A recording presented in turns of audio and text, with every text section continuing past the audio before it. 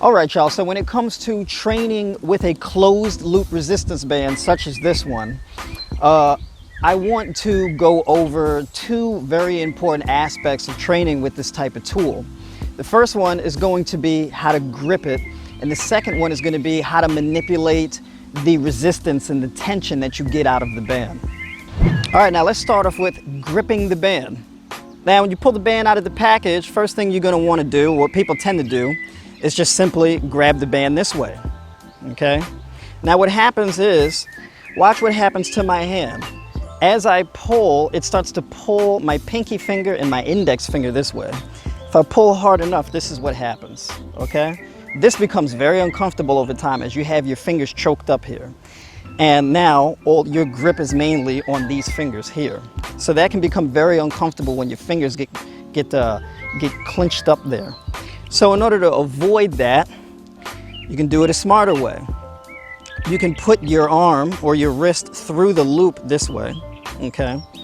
And then you can twist the band to have it held this way, all right? Now you see how it crosses in my palm here? Now it's not pulling on my fingers, it's actually gonna be pulling on my wrist, and then I'm just further gripping the band here as I pull.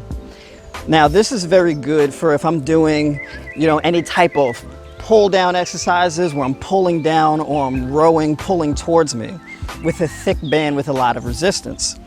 When I have a thick band with a lot of resistance, it's going to be a lot on my fingers, and this is how I get around that with this grip here, all right? And so you can adjust your wrist accordingly depending on what angle you're pulling from, but this grip is a lot more efficient.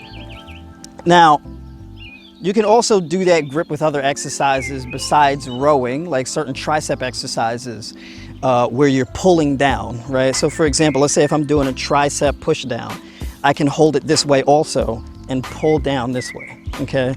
And I can do that overhead as well if I want to pull that way.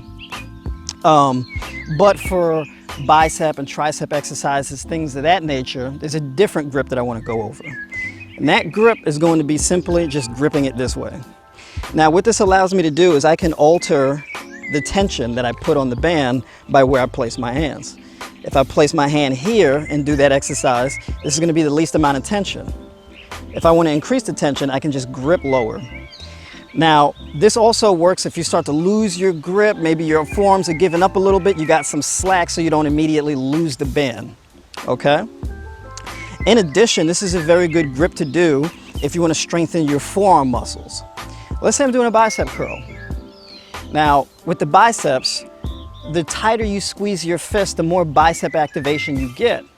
So with this type of exercise, if you choke it up here and you curl, you're gonna get a lot more forearm activation and a lot more bicep activation. Now, with this grip, where my thumbs are facing up, like if I was to point my thumb up, my thumb would point straight to the ceiling or the sky if you're outside. This type of bicep curl is going to work my brachioradialis more, this muscle up top here. Now, if I really want to get a peak contraction in the bicep, as I curl, I'm going to rotate my palm upward, okay, as I curl. So as I curl towards me, I can rotate. Now, if you notice with my bicep here, when I rotate here, you see what that does to my bicep, okay? It gets more of a contraction here, all right? So that shortens that bicep curl, that shortens that bicep muscle even more. So that creates more of a contraction to get maximum tension on the muscle in order to stimulate growth within the muscle, right? So these are the two most common grips that I use in training with a resistance band. And then of course, if I am doing wood chops, where I have to grip the band this way. Now, if I'm pulling in this direction, I'm going to use, if I'm pulling to what is my left, I'm going to grip the band in my right hand this way, and then I'm going to take my left hand and bring it over, okay? And then pull that way. And then if I'm pulling to my right, then I'm just going to grab it in my left hand and overlap with my right. And that's the grip that I use for wood chop exercises. And those wood chops, you can pull down this way, you can pull up this way, you can pull across this way, whatever the case may be, but that's the grip that I use with that. And those are the three most common grips that I use. All right, so next thing I'm going to be talking about is when you're anchoring the band. Where you anchor the band or how you anchor the band is really going to dictate how much tension is on the band. So for example, let's say I'm doing a lateral raise, working on my side delts, right? Now, the least amount of tension I can put on is if I put 1 foot over the band, okay? And so 1 foot here, and I raise out this way, okay? And I raise out this way, or raise out this way if I want, right? That's the least amount of tension to put on the band. If I put 2 feet, I stretch the band out even more and increases the tension. So now this is going to be a few more pounds of resistance on this band. Now, as I spread my feet, that is going to create even more resistance on the band. And it's going to be a lot harder to pull it this way, okay?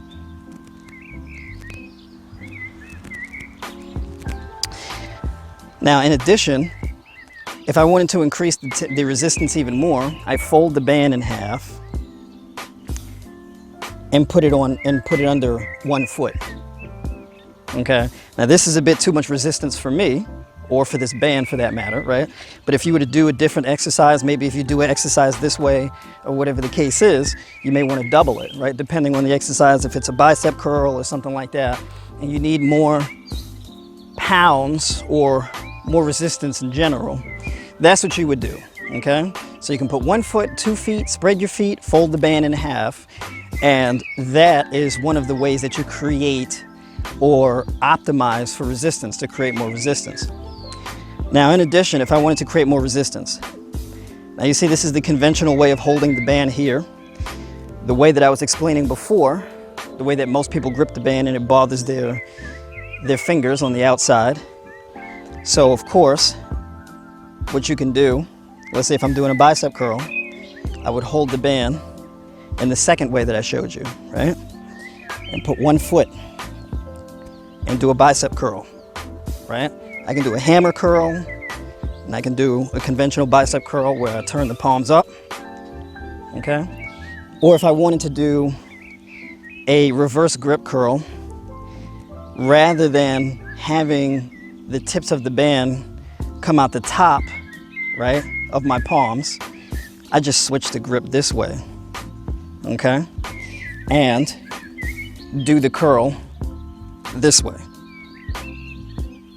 And that will really hit my brachioradialis and hit that forearm muscle that's connected to the bicep even more so, right? So you can you can increase the resistance by, rather than holding the band at the ends, like so, and doing that curl, I can hold the band where I choke it up a little bit more and I have more slack popping up out of the tops here, and then create more resistance that way. All right. And that's pretty much it. That is the basics of it. Now, if you're anchoring the band to something else, you can either wrap the band around a pole or something like that and double it, or, and I will explain this for a second, if you wanted to tie the band around a pole, essentially what you would do is wrap the band around the pole on one end. You take one end and you loop it in here, okay? And then you pull. And now notice what you get. You get like a little knot. And whatever you're anchoring it into, that's going right through here, okay? Now the thicker the pole is that you wrap it around, the shorter the band is going to get, and that's going to create more tension that way. So just a different variety of ways to increase the resistance on a band. And of course, you will feel it when a band has reached its maximum potential for resistance. And if you reach that point and you need more resistance, obviously you would graduate and go to a thicker band. So the next one up from this red band would be the black band.